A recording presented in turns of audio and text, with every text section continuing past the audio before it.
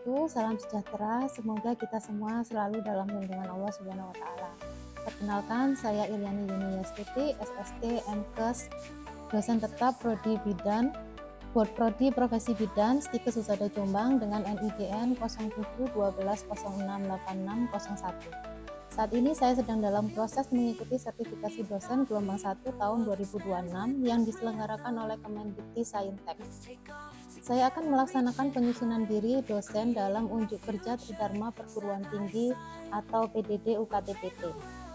Pada kesempatan ini saya akan memaparkan mata kuliah yang saya ampu, yaitu promosi kesehatan dengan bobot 2 SKS. Adapun deskripsi mata kuliah yang saya ampu, yaitu diharapkan mahasiswa mampu untuk melakukan promosi kesehatan dalam pelayanan kebidanan dengan pokok bahasan meliputi yang pertama, konsep promosi kesehatan, kedua, model dan prinsip promosi, yang ketiga, penyiapan media promosi kesehatan dan pendokumentasian hasil promosi kesehatan. Kemudian, mahasiswa dapat melihat materi yang akan diajarkan melalui silabus yang disosialisasikan pada awal pertemuan sebelum proses pembelajaran. Proses pembelajaran dilakukan dengan ceramah, diskusi,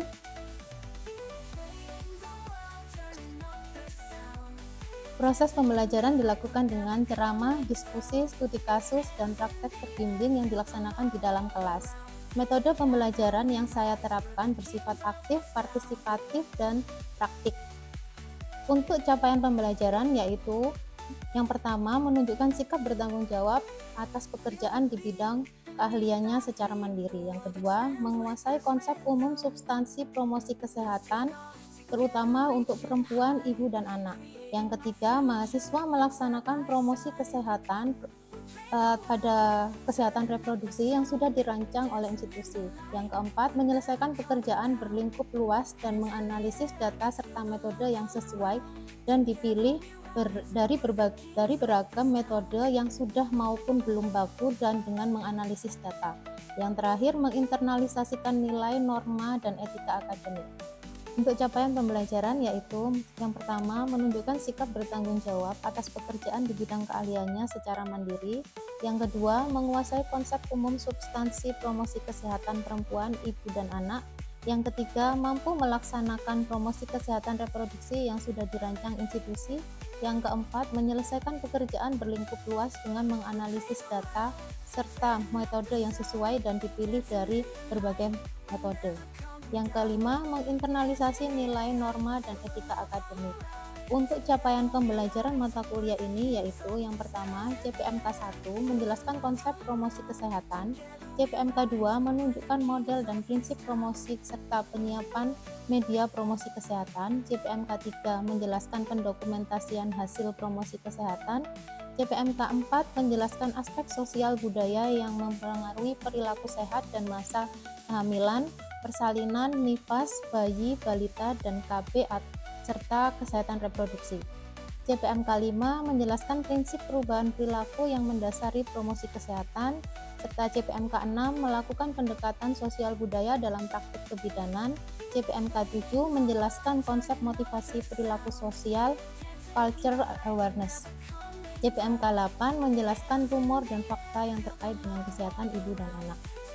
Untuk media pembelajaran yang saya gunakan yaitu RPS, PowerPoint, studi kasus, dan video pembelajaran. Untuk materi pembelajaran di sini terdiri dari yang pertama, konsep umum promosi kesehatan, kedua, model dan prinsip promosi kesehatan, tiga, pendokumentasian hasil promosi kesehatan, empat, aspek sosial budaya yang mempengaruhi perilaku sehat dalam masa kehamilan, persalinan, nifas, bayi, balita, dan KB. Yang kelima, prinsip perubahan perilaku yang mendasari promosi kesehatan. Keenam, pendekatan sosial budaya dalam praktek kebidanan. Ketujuh, konsep motivasi perilaku sosial dan culture awareness. Yang kedelapan, rumor dan fakta yang terkait dengan kesehatan ibu dan anak. Terkait penilaian untuk mata kuliah ini, bobot untuk UTS yaitu 25%, untuk UAS 30%, serta tugas 15%, keaktifan mahasiswa 20%, dan absensi mahasiswa 10%. Penilaian dilakukan secara objektif dengan menggunakan rubrik penilaian yang terukur dan hasilnya akan saya kembalikan ke mahasiswa sebagai bahan evaluasi guna meningkatkan kualitas pembelajaran pada mahasiswa. Proses pembelajaran yang saya lakukan yaitu untuk menciptakan proses belajar yang aktif guna menyiapkan lulusan yang dapat bersaing dalam bidang kesehatan. Selanjutnya, saya akan menampilkan video pembelajaran mata kuliah promosi kesehatan yang saya ambil. Assalamualaikum warahmatullahi wabarakatuh. Selamat pagi.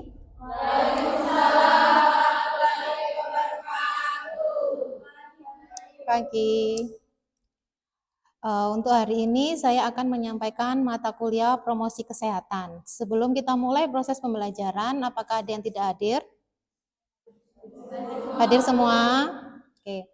Setelah itu silakan dipimpin berdoa. Siapa yang mau mimpin? Ini Mbak, pimpin Mbak, berdoa Mbak.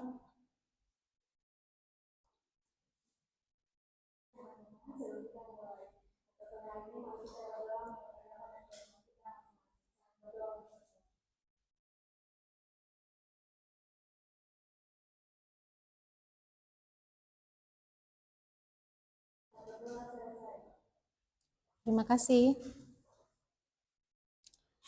Oke, untuk materi pertama dari mata kuliah promosi kesehatan di sini yaitu membahas tentang konsep umum promosi kesehatan.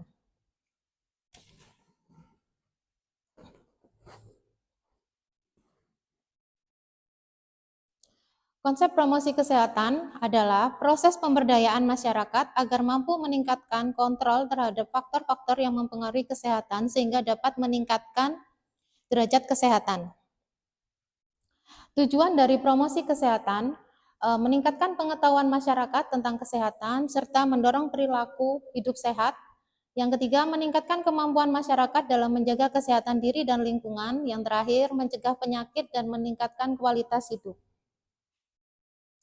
Contoh dari promosi kesehatan yang sering kita temui di masyarakat, salah satunya yaitu penyuluhan tentang gizi seimbang, kampanye berhenti merokok, edukasi pentingnya imunisasi, serta sosialisasi perilaku hidup bersih dan sehat atau yang biasa kita kenal PHBS. Yang terakhir yaitu contohnya kampanye cuci tangan pakai sabun.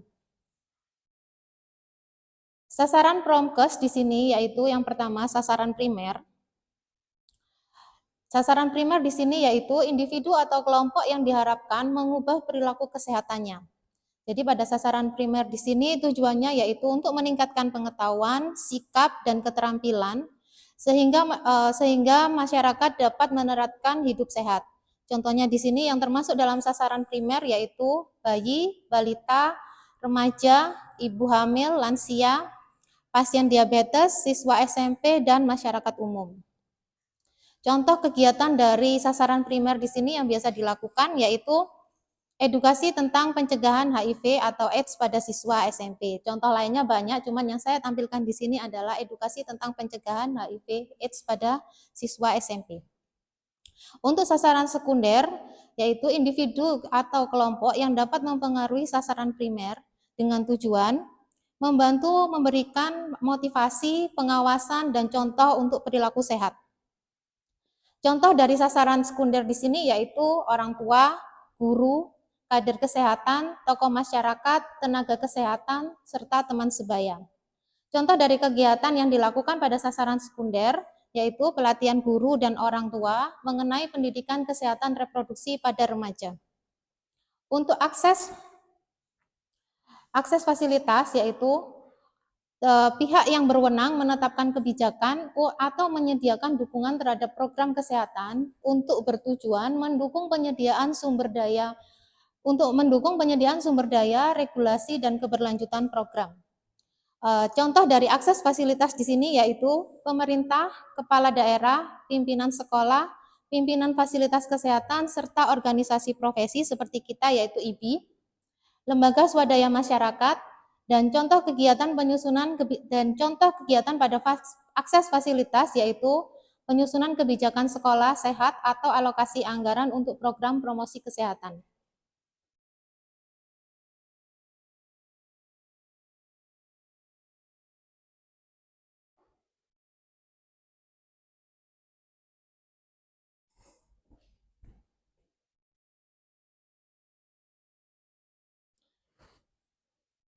Slide selanjutnya yaitu membahas tentang media promosi kesehatan. Media promosi kesehatan yaitu semua sarana atau alat yang digunakan untuk menyampaikan informasi, pesan, dan edukasi kesehatan kepada individu, kelompok, maupun masyarakat, dengan tujuan meningkatkan pengetahuan, membentuk sikap yang positif, serta mendorong perilaku hidup sehat. Adapun media promosi di sini yang digunakan yaitu media cetak, media elektronik, media digital atau online, media luar ruangan, media audio visual, serta media interpersonal. Untuk media cetak sendiri, dia memiliki karakteristik yaitu menyampaikan informasi dalam bentuk tulisan dan gambar.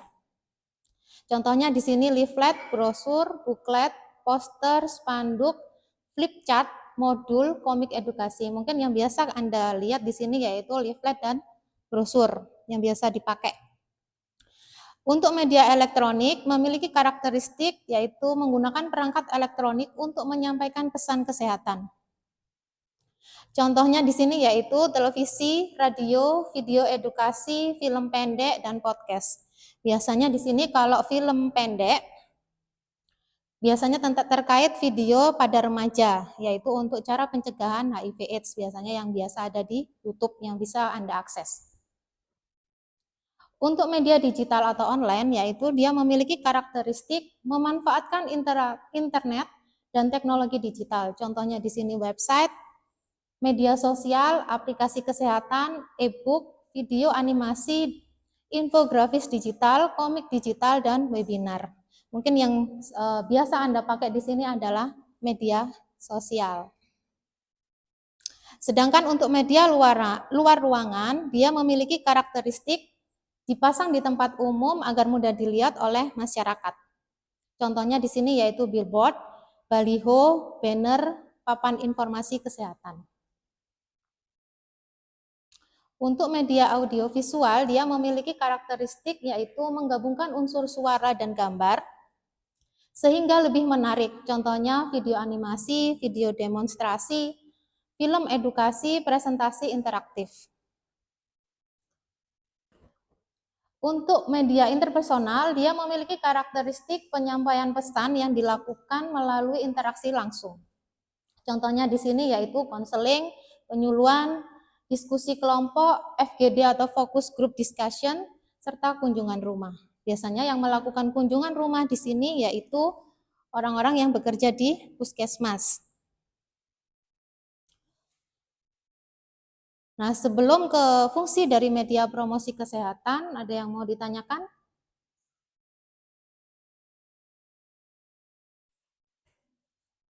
Atau terkait media tadi? Media digital dan atau yang lainnya? Ya, Mbak. Oh ya. Kenapa nama saya Maharani? Mengapa anak masuk dalam lingkup promosi kesehatan dalam praktik? Kenapa anak masuk dalam lingkup Promkes? Di sini sebenarnya akan saya sampaikan di slide berikutnya, tapi akan saya jelaskan sedikit sebelum saya masuk ke terkait ruang lingkup. Kenapa anak itu masuk? Karena anak perlu dikasihkan edukasi secara dini terkait pencegahan penyakit sebelum dia benar-benar terkena penyakit seperti diabetes. Kan sekarang banyak anak-anak SD yang obesitas. Nah, itu perlu diberi edukasi dini. Makanya anak masuk ke dalam ruang lingkup promosi kesehatan. Gimana Mbak? Jelas? Oke. Terkait media ada yang tanya? Nggak ada? Oke, kalau nggak ada saya lanjut. Fungsi media promosi kesehatan di sini yaitu untuk menyampaikan informasi kesehatan secara efektif. Yang kedua, meningkatkan pengetahuan dan pemahaman masyarakat. Dan yang ketiga, menumbuhkan sikap positif terhadap perilaku hidup sehat, serta memotivasi masyarakat untuk mengubah perilaku ke arah yang lebih sehat.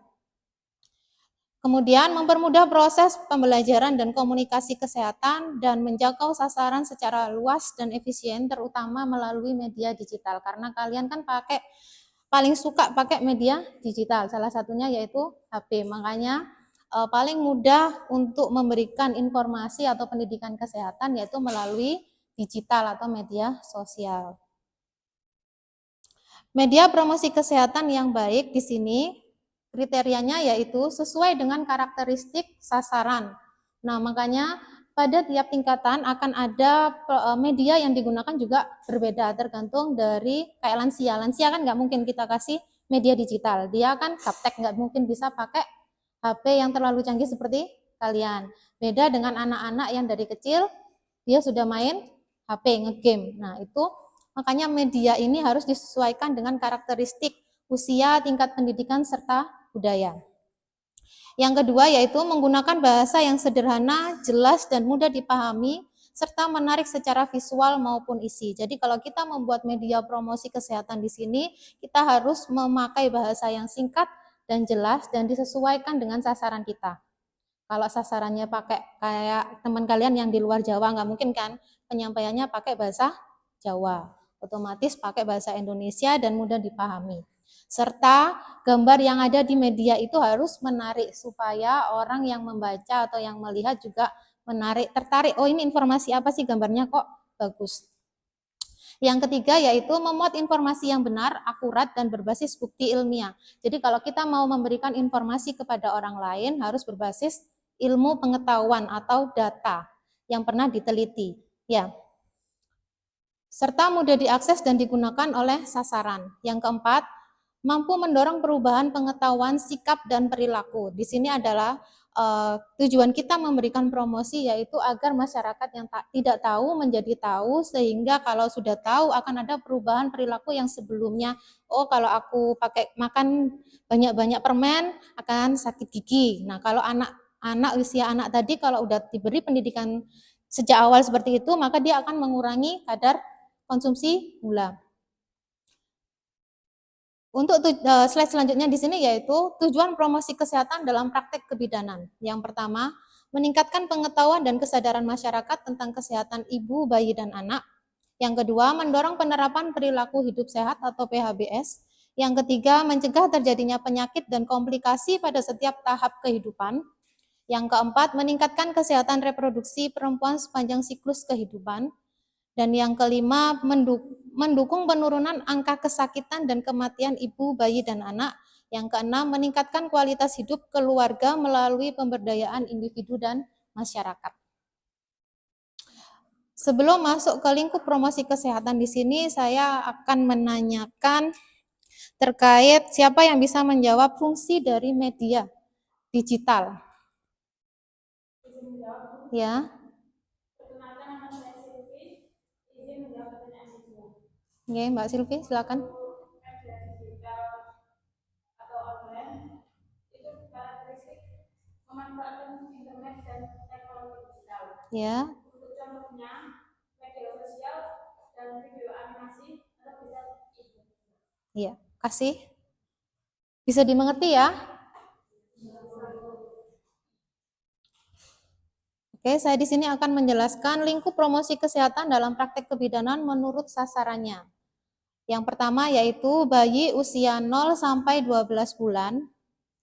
Contohnya di sini promosi kesehatan yang bisa kita lakukan yaitu pemberian ASI eksklusif, IMD atau inisiasi menyusu dini, imunisasi dasar lengkap, pemantauan tumbuh kembang, perawatan tali pusat, pencegahan infeksi, pemenuhan gizi, serta stimulasi perkembangan.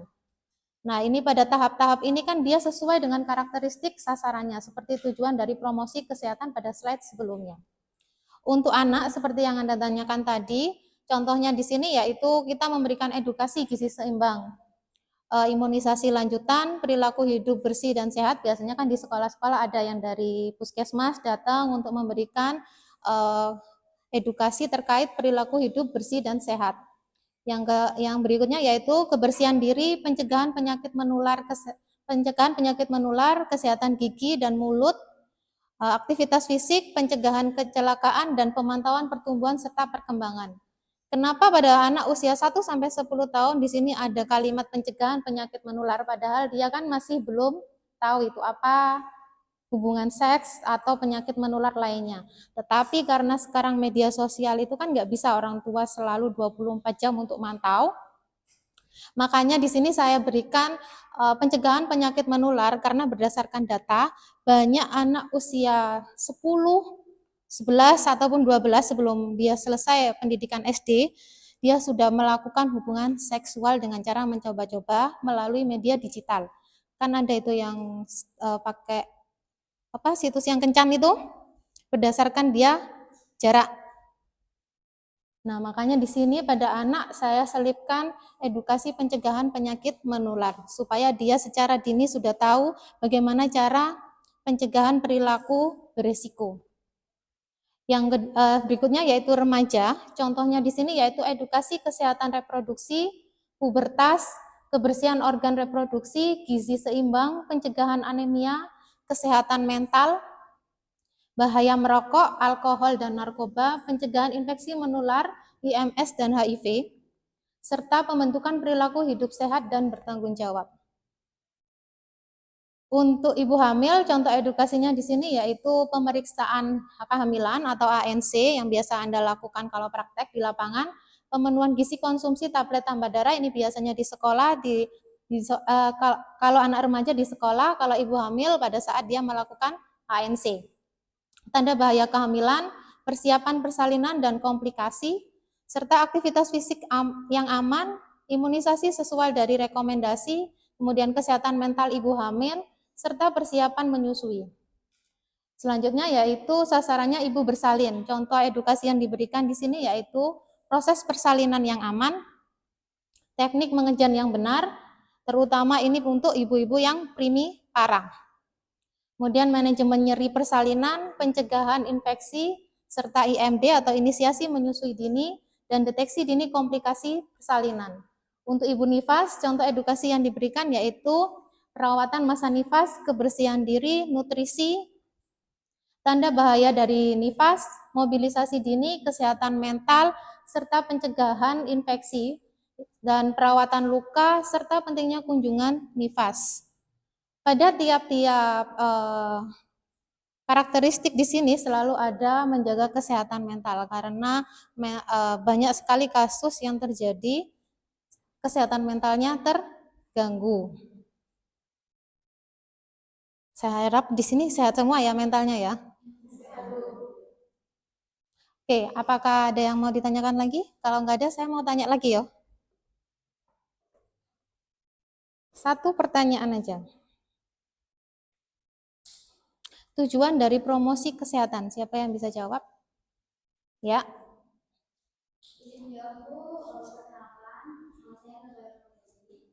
Untuk tujuan dari promosi kesehatan sendiri yaitu yang pertama adalah meningkatkan pengetahuan dan kesadaran masyarakat tentang kesehatan ibu, bayi, dan juga anak. Kemudian meningkatkan kesehatan reproduksi perempuan sepanjang siklus hidup. Oke, terima kasih. Lanjutannya di sini yaitu contoh dari promosi kesehatan yang dilakukan pada ibu menyusui, promosi ASI eksklusif selama 6 bulan, teknik menyusui yang benar, perawatan payudara, pemenuhan gizi ibu menyusui, penyimpanan ASI yang benar, pemberian MPASI setelah usia 6 bulan, serta dukungan keberhasilan menyusui. Untuk pasangan usia subur atau wanita usia subur, edukasi yang diberikan di sini yaitu terkait kesehatan reproduksi, perencanaan kehamilan, pelayanan keluarga berencana, metode kontrasepsi, pencegahan IMS dan HIV, screening kesehatan reproduksi, serta persiapan kehamilan sehat atau prakonsepsi. Untuk pencegahan IMS dan HIV ini biasanya penapisan sebelum menikah, ikut prakonsepsi, pranikah. Pada wanita klimakterium atau menopause, contoh edukasi yang diberikan di sini yaitu edukasi perubahan fisik dan psikologis, gizi seimbang, serta aktivitas fisik kesehatan mengenai tulang untuk mencegah terjadinya osteoporosis, serta kesehatan lainnya. Demikian materi yang saya paparkan untuk mata kuliah promosi kesehatan pada pertemuan pertama. Kita bertemu lagi di minggu depan pada jam dan hari yang sama. Terima kasih atas perhatiannya. Assalamualaikum warahmatullahi wabarakatuh. Waalaikumsalam warahmatullahi wabarakatuh. Baru saja Anda menyaksikan cuplikan proses pembelajaran saya terkait mata kuliah promosi kesehatan pada Prodi S1 Kebidanan Stikes Husada Jombang. Dalam hal ini, saya berharap cuplikan pembelajaran tersebut dapat memberikan gambaran yang nyata mengenai pendekatan yang saya terapkan di dalam kelas.